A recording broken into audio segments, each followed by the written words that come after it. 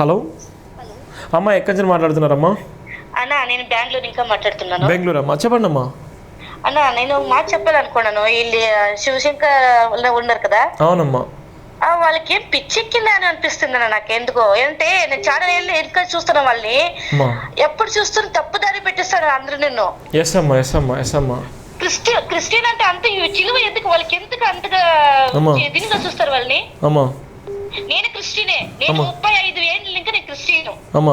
నేను అన్నట్టు ఇంకా కాదు, మా తాతలు ఇంకా నేను క్రిస్టియనే. కానీ వాళ్ళు ఎప్పుడు ఎవరు క్రిస్టియన్ ఎవరిని డిస్టర్బ్ చేయరు, ఎవరు ఈ విషయాలకి పోరు.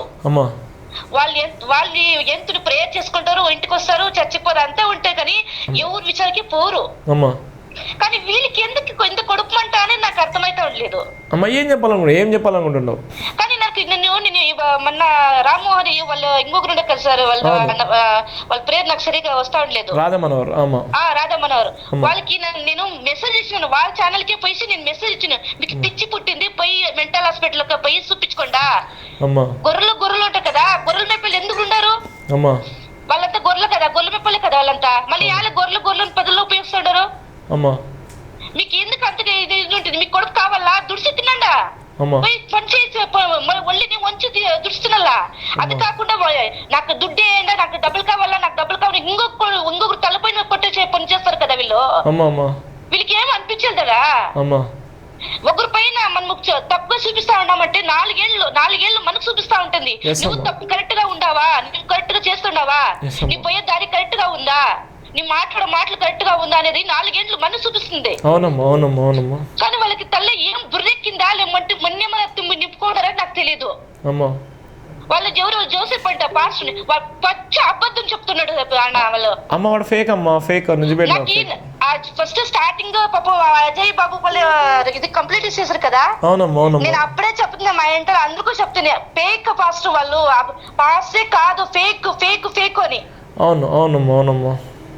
మా కడలో నేను కడదని, కానీ ఒక మాట చెప్తున్నా వన్ పైన, అతడు మా కడలో ఒక మాట కురి వేష అంటారు, అంటే గొర్రెల వేషం వేసుకొని డ్రామా చేస్తున్నాడు. నేను క్రిస్టియన్ ఎట్లుంటాడని నాకు తెలుసు. 35 ఏళ్ళు ఇంకా నేను చూసినాను క్రిస్టియన్ ఎట్లుంటాడు. వాడు ఒకరు విషయంకి వెళ్ళా, వాడు ఏమో తప్పు చేస్తాడా, ప్రేయర్ చేస్తాడు. వాడు తప్పు చేస్తాడప్ప, వాడిని క్షమించు, వాడు మంచిదాన్ని రాని అని ప్రేయర్ చేస్తాడు. ఊరుతూ ఇట్లా పోయి కంప్లైంట్ చేయరు. అవునమ్మా ప్లీజ్, అంతా ఒక డ్రామా అంతా బట్టబయలు అయిపోయింది.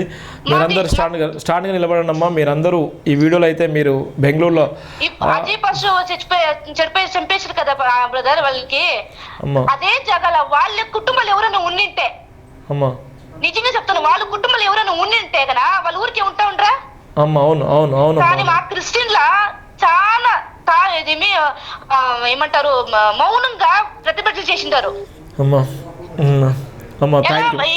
కంప్లీట్ చేశారు కదా మణిపూర్, ఎక్కడో గలాటలు కదా, అప్పుడు చెవుల్లో పోలేదా, కంట్లంతా మూసుకోపోయిందా వాళ్ళకి, కంట్లు తడిపలేదు అప్పుడు. థ్యాంక్ యూ అమ్మా. మీరైతే ఈ వీడియోలో అయితే షేర్ చేసుకోండి అమ్మా, ఈ వీడియోలో అయితే షేర్ చేసుకోండి, సబ్స్క్రైబ్ చేసుకోండి, ఫ్యామిలీలో అందరితో డిస్కషన్ చేయండి, పేబ్యాక్ థ్యాంక్ యూ అమ్మా. ప్రైజ్ లాట్ అమ్మా, థ్యాంక్ యూ, ధన్యవాదాలు మీకు. Thank you